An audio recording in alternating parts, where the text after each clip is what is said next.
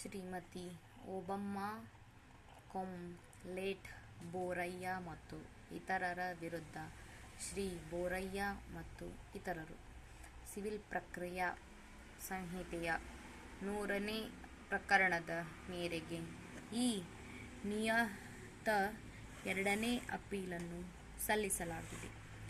Civil ಪ್ರಕ್ರಿಯಾ ಸಂಹಿತೆ 1908-54ನೇ ಪ್ರಕರಣ.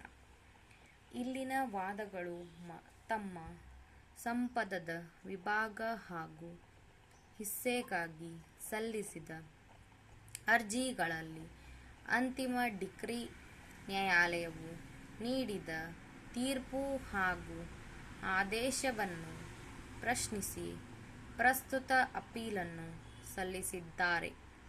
Civil ಪ್ರಕ್ರಿಯಾ ಸಂಹಿತೆಯ 54ನೇ ತಿದ್ದುಪಡಿಯ ಅನುಸಾರವಾಗಿ ನ್ಯಾಯಾಲಯವನ್ನು ಹೊರತುಪಡಿಸಿ ಇತರೆ ಯಾರೇ ಪ್ರಾಧಿಕಾರದ ಹಿಸ್ಸೆ ಹಂಚಿಕೆಯನ್ನು ಮಾಡಲಾಗುವುದಿಲ್ಲವಾದ್ದರಿಂದ ಹೊಸದಾಗಿ ಪ್ರಕರಣವನ್ನು ಪರಿಗಣಿಸುವಂತೆ ಅಂತಿಮ ಡಿಕ್ರಿ ನ್ಯಾಯಾಲಯಕ್ಕೆ ನಿರ್ದೇಶಿಸಲಾಗಿದೆ. ತೀರ್ಪು.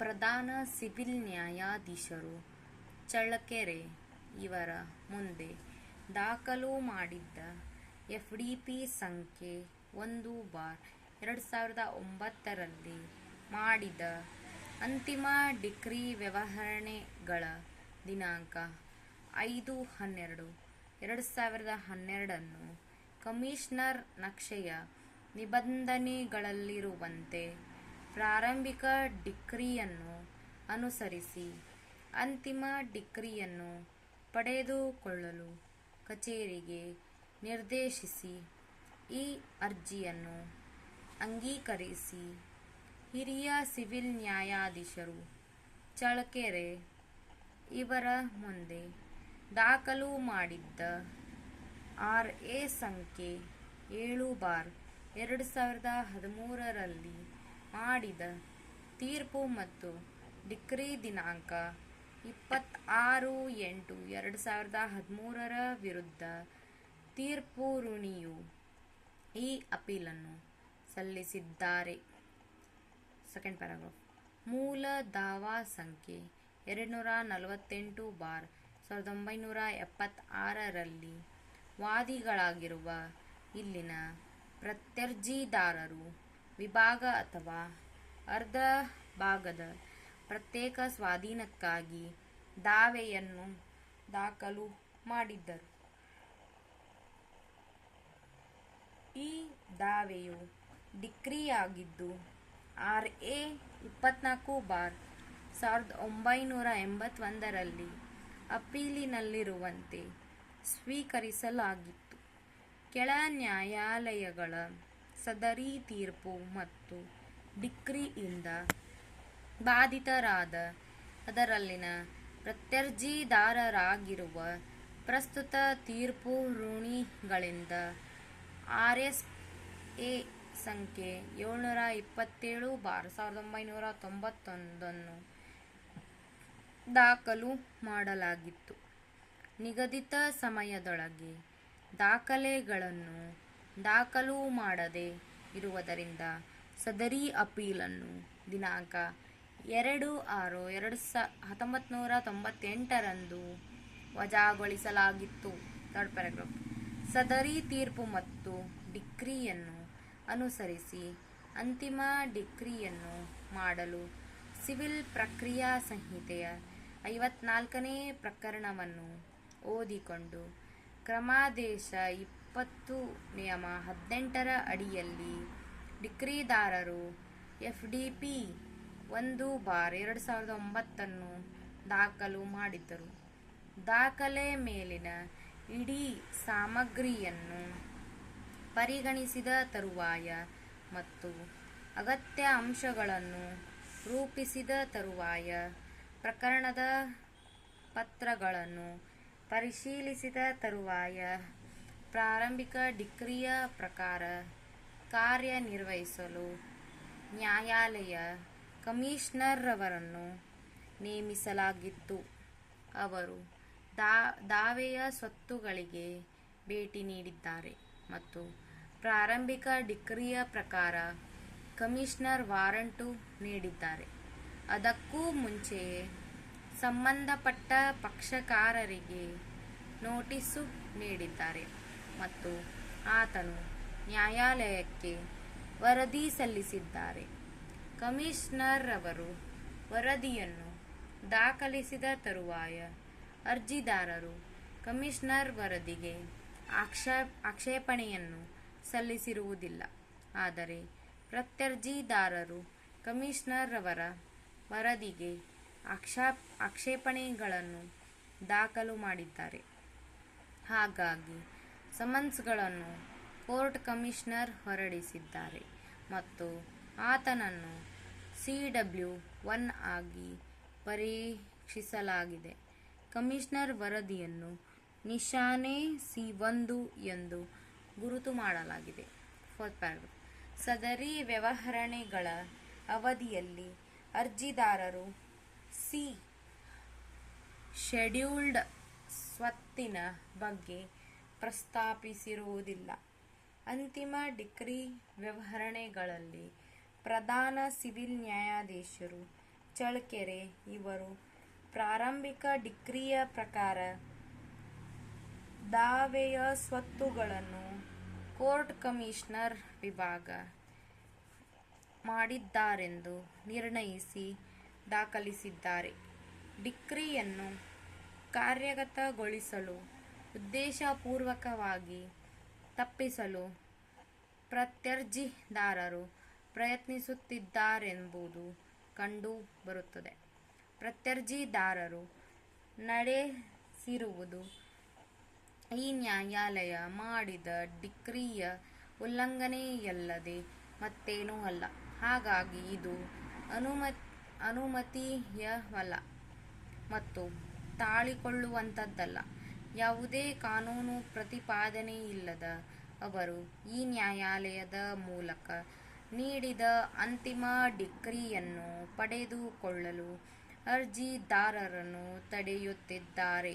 ಅದಕ್ಕನುಸಾರವಾಗಿ ಅಂತಿಮ ಡಿಕ್ರಿ ವ್ಯವಹರಣೆಗಳನ್ನು 5,000 ರೂಪಾಯಿಗಳ ವೆಚ್ಚದ ಮೇಲೆ ಅಂಗೀಕರಿಸಲಾಗಿದೆ ಮತ್ತು ಪ್ರಾರಂಭಿಕ ಡಿಕ್ರಿಯನ್ನು ಅನುಸರಿಸಿ ಅಂತಿಮ ಡಿಕ್ರಿ ಪಡೆದುಕೊಳ್ಳಲು ಕಚೇರಿಗೆ ನಿರ್ದೇಶಿಸಲಾಗಿದೆ. ಕಮಿಷನರ್ ನಕ್ಷೆಯು ಸಹ ಈ ಅಂತಿಮ ಡಿಕ್ರಿಯ ವಿಭಾಗಾಂಶ ಮತ್ತು ಭಾಗಗಳನ್ನಾಗಿ ಮಾಡಿದೆ. ನ್ಯಾಯಾಲಯದಿಂದ ಮಾಡಿದ ಅಂತಿಮ ಡಿಕ್ರಿ ವ್ಯವಹರಣೆಗಳ ಸದರಿ ಆದೇಶದ ವಿರುದ್ಧ ಅಪೀಲುದಾರರು, ತೀರ್ಪುಋಣಿಗಳು, ಉಭಯ ಪಕ್ಷಕಾರರು, ಸುನಾವಣೆಯ ತರುವಾಯ ಹಿರಿಯ ಸಿವಿಲ್ ನ್ಯಾಯಾಧೀಶರು ಚಳ್ಳಕೆರೆ ಇವರ ಮುಂದೆ RA 7/2013 ದಾಖಲು ಮಾಡಿದ್ದು ಈ ಅಪೀಲನ್ನು ವಜಾಗೊಳಿಸಲಾಗಿದೆ. ಹಾಗಾಗಿ ಪ್ರಸ್ತುತ ಅಪೀಲನ್ನು ತೀರ್ಪುಋಣಿಗಳಿಂದ ದಾಖಲಿಸಲಾಗಿದೆ. Fifth paragraph. ಪಟ್ಟಿ ಮಾಡಲಾದ ಪಕ್ಷಕಾರರ ಪರವಾಗಿ ಮಾನ್ಯ ನ್ಯಾಯವಾದಿಗಳ ಅಹವಾಲನ್ನು ನಾನು ಆಲಿಸಿದ್ದೇನೆ. Sixth paragraph. ಕೆಳ ನ್ಯಾಯಾಲಯಗಳು ಮಾಡಿದ ಡಿಕ್ರಿಯು ಕಾನೂನಿಗೆ ವಿರುದ್ಧವಾಗಿದೆ ಮತ್ತು ಸಿವಿಲ್ ಪ್ರಕ್ರಿಯಾ ಸಂಹಿತೆಯ 54ನೇ ಪ್ರಕರಣದ ತಿದ್ದುಪಡಿ ಉಪಬಂಧಗಳಿಗೆ ವಿರುದ್ಧವಾಗಿದೆ ಹಾಗೂ 54ನೇ ಪ್ರಕರಣದ ತಿದ್ದುಪಡಿಯ ದೃಷ್ಟಿಯಿಂದ ಕೋರ್ಟು ಕಮಿಷನರ್ ವಿಭಾಗ ಮಾಡುವ ಅಧಿಕಾರ ವ್ಯಾಪ್ತಿಯನ್ನು ಹೊಂದಿರುವುದಿಲ್ಲ.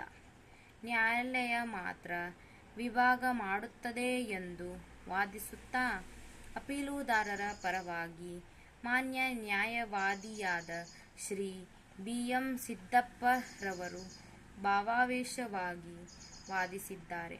ಆದ್ದರಿಂದ ಅಂತಿಮ ಡಿಕ್ರಿ ವ್ಯವಹರಣೆಗಳ ನ್ಯಾಯಾಲಯದಿಂದ ಮಾಡಿದ ಆದೇಶವನ್ನು ಸ್ಥಿರೀಕರಿಸಿ ಕೆಳ ಅಪೀಲು ನ್ಯಾಯಾಲಯ ಮಾಡಿದ ಪ್ರಶ್ನಿತ ತೀರ್ಪು ಮತ್ತು ಡಿಕ್ರಿಯು ಸಿವಿಲ್ ಪ್ರಕ್ರಿಯಾ ಸಂಹಿತೆಯ 54ನೇ ಪ್ರಕರಣಕ್ಕೆ ವಿರುದ್ಧವಾಗಿದೆ ಮತ್ತು ರದ್ದುಪಡಿಸುವುದಕ್ಕೆ ಹೊಣೆಯಾಗುತ್ತಾರೆ ಎಂದು ಅವರು ವಾದಿಸಿದ್ದಾರೆ.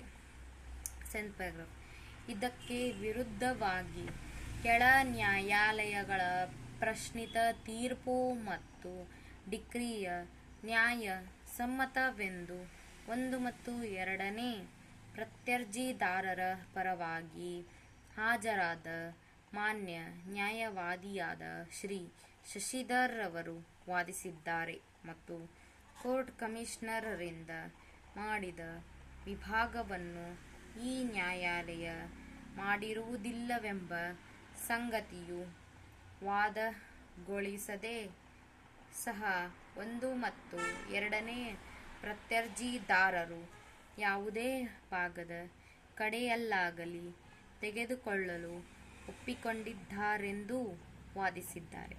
ಆದ್ದರಿಂದ ಅವರು ಈ ಅಪೀಲನ್ನು ವಜಾಗೊಳಿಸಲು ಕೋರಿದ್ದಾರೆ. ಪ್ರಸ್ತುತ ಅಪೀಲನ್ನು ಅಂಗೀಕರಿಸುವಾಗ ಈ ನ್ಯಾಯಾಲಯ ಈ ಮುಂದಿನ ಮುಖ್ಯ ಕಾನೂನು ಪ್ರಶ್ನೆಯನ್ನು ರೂಪಿಸಿದೆ. ಸಿವಿಲ್ ಪ್ರಕ್ರಿಯಾ ಸಂಹಿತೆ 54ನೇ ಪ್ರಕರಣದ ಉಪಬಂಧಗಳ ದೃಷ್ಟಿಯಿಂದ ಕೋರ್ಟ್ ಕಮಿಷನರ್ ರವರಿಂದ ಪ್ರಮುಖವಾಗಿ ಮಾಡಿದ ವಿಭಾಗದ ಆಧಾರದ ಮೇಲೆ ಅಂತಿಮ ಡಿಕ್ರಿ ವ್ಯವಹರಣೆಗಳನ್ನು ಕೆಳ ನ್ಯಾಯಾಲಯಗಳು ಅಂಗೀಕರಿಸಿರುವುದು ನ್ಯಾಯಸಮ್ಮತವಾದುದೇ.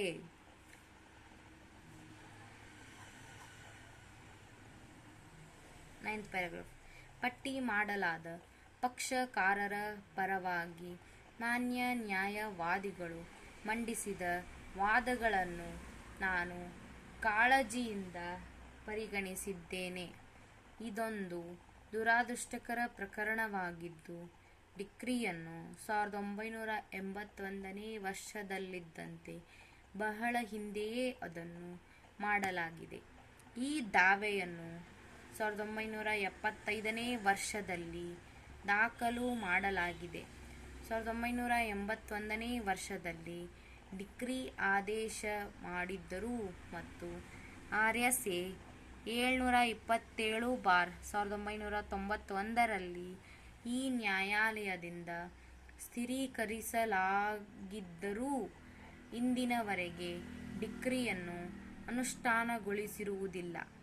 ಸಿವಿಲ್ ಪ್ರಕ್ರಿಯಾ ಸಂಹಿತೆಯ 54ನೇ ಪ್ರಕರಣದ ತಿದ್ದುಪಡಿ ಮಾಡಲಾದ ಉಪಬಂಧಗಳ ಅಡಿಯಲ್ಲಿ ಉದ್ದೇಶಿಸಲಾದಂತೆ ದಾವೆಯ ಸ್ವತ್ತುಗಳನ್ನು ವಿಭಾಗ ಮಾಡದೆ ಈ ನ್ಯಾಯಾಲಯ ತಪ್ಪು ಮಾಡಿದೆ.